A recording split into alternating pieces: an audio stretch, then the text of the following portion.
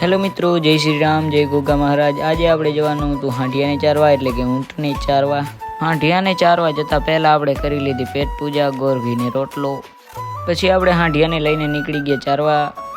પછી આપણો હાંઢિયો ડોટાવા માંડ્યો એંડાના પાન। જો કેટલી મોજથી ખાય છે તો એંડાના પાન।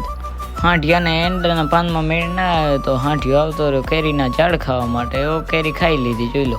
હાંઢિયાને કેરી ખાતા જોયું આપણું થઈ ગયું મન કેરી ખાવાનું, તો આપણે બે ચારક તોડી લીધી કેરી। મિત્રો, હાંઢિયાને ખેતરમાં મૂકીને આપણે આવી ગયા ચાય પીવા। પછી આપણે આવીને હાંઢિયાને વાર્યું દામડ। પછી આપણે હાંઢિયાના નાકમાંથી દોરડી પણ છોડી લીધી। પછી આપણને લાગી ગઈ તરસ, તો આપણે આવી ગયા પાણી પીવા। પછી આપણે હાંઢિયાને હોળીને નીકળી ગયા પાણી પાવા માટે। મિત્રો, હાંજ પણ પડી ગઈ હતી અને આપણે હાંઢિયાને લઈને આવી ગયા હતા પાણી પાવા। પછી હાંઢિયો મોજથી પીવા લાગ્યો પાણી। પાણી પીધા પછી હાંઢિયામાં આવી ગઈ એનર્જી, તો હાંઢિયો તો ઠેકવા લાગ્યો। હાંઢિયાને આ ખેતરમાં જ રહેવા દેવાનો હતો, એટલે આપણે કહી દીધા હાંઢિયાને બાય બાય। હાંઢિયાને આપણે મૂકીને આવી ગયા અને એવડ પણ આવી ગયું હતું વાંઢીએ। દૂધ દોરાઈ ગયું હતું અને પછી આપણે લઈ લીધું બરણીમાં દૂધ। પછી આપણે આપણી ફરારી લઈને નીકળી ગયા ડેરી તરફ અને ફરારી લીવર દેતા પગ્યા ડેરીએ। આજે તો આપી દીધી રશિયાની ટિકિટ।